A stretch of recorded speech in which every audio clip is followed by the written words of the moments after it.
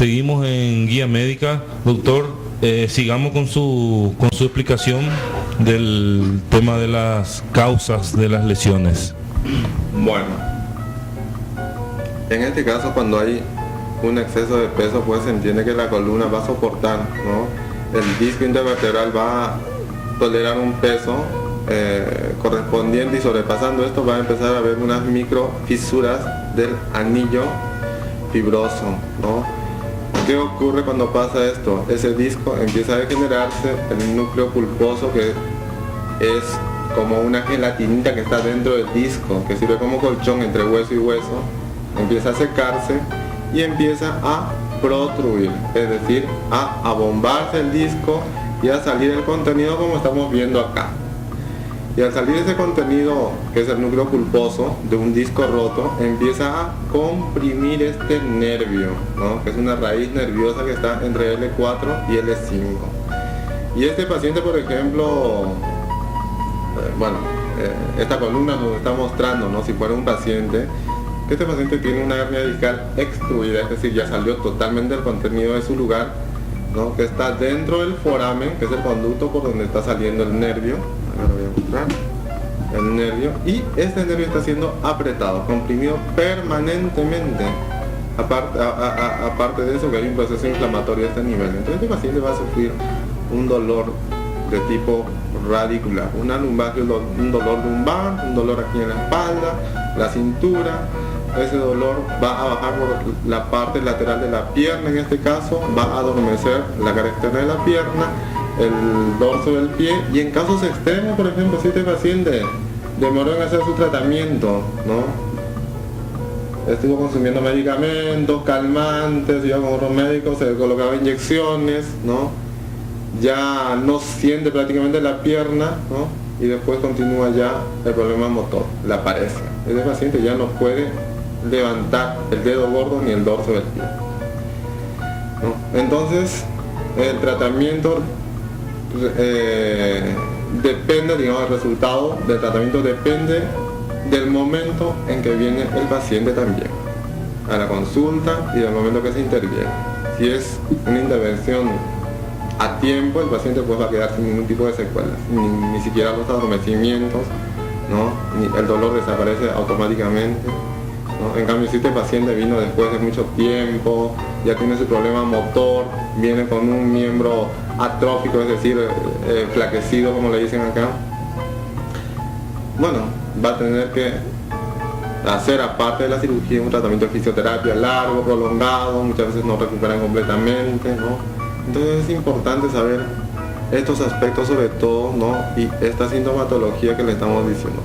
Dolor en la espalda, que se irradia de la pierna, 90% que puede ser por una causa mecánica, y en este caso lo más frecuente son las hernias de disco. Sí, así es. Bien, doctor. Y en cuanto a los tratamientos, bueno, ahí tiene su micrófono. En cuanto a los tratamientos, ¿cuáles son las opciones que tenemos de tratamiento? Y acá en Pedro Juan, ¿cómo estamos? ¿Tenemos esos recursos? Sí, bueno, en cuanto al tratamiento, le quiero decir yo al público que nos está oyendo en esta ocasión, ¿no? Sí. De que el 90% de la patología de columnas, en este caso de síndrome de compresión radicular, las famosas hernias de disco, ¿no? Se tratan con un tratamiento conservador, es decir, a base de medicamentos, buena postura, bajar de peso, ¿no? Fisioterapia, ¿no? Suelen recuperar. De 100 pacientes, 90 entonces se recuperan sin ningún tipo de intervención, ¿no? Del 10% que nos queda, nosotros tenemos así, manejamos como una regla más o menos para que se entienda. De esos 10 pacientes que siguen con la dolencia, que no mejoraron, tienen hernias grandes, ¿no? 5 pueden ir de repente para una infiltración, que es una punción, un procedimiento que se hace con anestesia local, y después vuelve al protocolo de la rehabilitación, y 5 pueden llegar a una cirugía, ¿no? Que es una cantidad mínima, es decir, a lo que era antes en neurocirugía, aquellos años donde casi todo, el 90% se operaban, ¿no? en estos tiempos modernos el concepto ha cambiado, ¿no? La mínima parte son pacientes que se operan, son para aquellos pacientes que no responden a ningún tratamiento conservador, ¿no? Ya están con morfina y el mismo paciente viene muchas veces en silla de ruedas o con un dolor insoportable y pidiendo que se le opere, ¿no? Bueno, entonces en cuanto al manejo de tratamiento de la columna tenemos 3 tipos, ¿no? Uno que es el conservador a base de medicamentos, fisioterapia. El segundo paso, que puede ser una infiltración dependiendo del lugar donde esté y de la causa. ¿La infiltración con qué sería, doctor? ¿Con alguna medicación, anestésico? ¿Qué utilizan? Bueno, vamos a ir por partes, ¿no? En este caso el tratamiento conservador, ya les dije, antiinflamatorios, puede ser relajantes musculares, algo de corticoide de repente para desinflamar rápidamente ese dolor, ese lugar afectado, ¿no? Después, reposo, dieta, buena postura y fisioterapia. Segunda línea, la infiltración, que es lo que me está preguntando aquí el doctor. La infiltración foraminal y facetaria es lo que nosotros le llamamos, ¿no? Uh-huh. Es un procedimiento ambulatorio, significa que el paciente no se va a internar, ¿no? Los cuidados preoperatorios son mínimos, es un procedimiento que se hace en sala de operaciones, bajo visión radioscópica, es decir, con un aparato que se llama arco en C, que lo dispone aquí en Pedro Juan, en el Hospital Viva Vida tenemos uno muy bueno y otro en el Sanatorio San Lucas, ¿no? El procedimiento se hace con anestesia local, es decir, un poquito de anestesia en la piel, ¿no? Y lo que nosotros hacemos es llegar, ¿no? Dependiendo del caso, también si es un foramen estrecho o una hernia pequeña que le está causando muchísima molestia al paciente, ¿no? Es llegar a colocar un medicamento, ¿no? Que es un medicamento de depósito que se llama triamcinolona, ¿no? Se coloca en la faceta, en este caso en la faceta articular, aquí donde está la junta de vértebra y vértebra, y también en el foramen, por donde está saliendo el nervio, ¿no? Hay diferentes marcas y procedencia de medicamentos. Bueno, es un medicamento de depósito cuya duración del efecto va a ser entre 6 meses y 1 año inclusive de calmar el dolor y la molestia, ¿no? Este tratamiento, por si acaso, no es la cura de la enfermedad, eso le quiero aclarar bien, no es una cura. Siempre yo le digo francamente a mis pacientes, esta no es la cura, pero es una alternativa. ¿Por qué? Porque en esos 6 meses o 1 año que va a estar el paciente sin dolor, sin molestia, puede hacer sus sesiones de fisioterapia, puede adoptar buenas posturas, tiene todo el tiempo para poder bajar de peso, ¿no? Hacer su actividad física sin dolor, ¿no? Y hacer la sesión de fisioterapia sin dolor también, ¿no? O sea, es un procedimiento paliativo. Y por último está el tema de la cirugía, ¿no? Que sí, vamos a hablarlo. Sí. El tema de la cirugía, ¿no? La pregunta clásica de los pacientes, ¿no? Y este es un tabú que nos costó al inicio cuando vinimos acá en Pedro Juan, donde nadie quería operarse de la columna, era que el temor de quedarse paralítico en silla de ruedas, sí, una cirugía de columna. Eso, ¿no? Es el mito que hay siempre, que la columna es delicada y si te operan ya quedas más o menos así mismo, ¿no? Y justamente nos costó 2 años, ¿no? De hablarle a los pacientes, explicarles, ¿no? Y hacerles entender de que no es así, ¿no? En esos tiempos la cirugía evolucionó bastante, la cirugía de columna, especialmente la de hernia, ¿no? Donde son cirugías mínimamente invasivas, es decir, incisiones pequeñas, ¿no? La cirugía se hace en el lugar mismo, ¿no? Con mínimo daño para la columna, ¿no?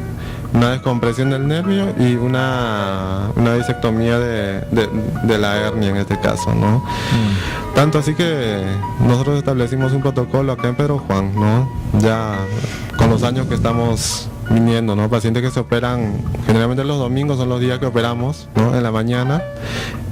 Muchos pacientes vinieron en silla de ruedas, ¿no? En posiciones antálgicas, totalmente doblados por el dolor, ¿no? Lo operamos esa mañana y al día siguiente a primera hora el paciente estaba yéndose a su casa caminando sin dolor, ¿no? Mínima analgesia, mínimo cuidado de la herida porque la herida es muy pequeña, 3 centímetros a más. Y bueno, realmente los resultados fueron satisfactorios y es así como rompimos el mito prácticamente, ¿no? Y tiene varios pacientes acá, ya tienen un historial importante de pacientes operados, doctor. Sí, en todos estos años yo creo que casi llegamos a 200 pacientes que operamos acá en Pedro Juan Caballero. Aquí en Pedro Juan Caballero, ¿no? En el Hospital Villa Vida, en San Francisco, en el Sanatorio San Lucas, ¿no?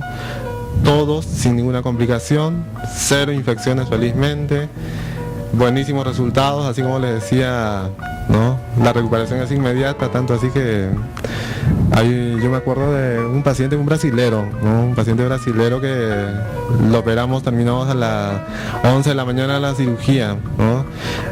Otra cosa importante que empezamos a hacer las cirugías acá con anestesia raquídea.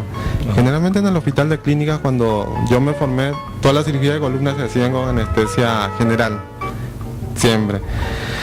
Pero durante mi residencia hubo un profesor de anestesiología, ¿no? Quien cuando yo estaba en mis últimos años de residente me dice: doctor, tenemos que hacer con raquídea.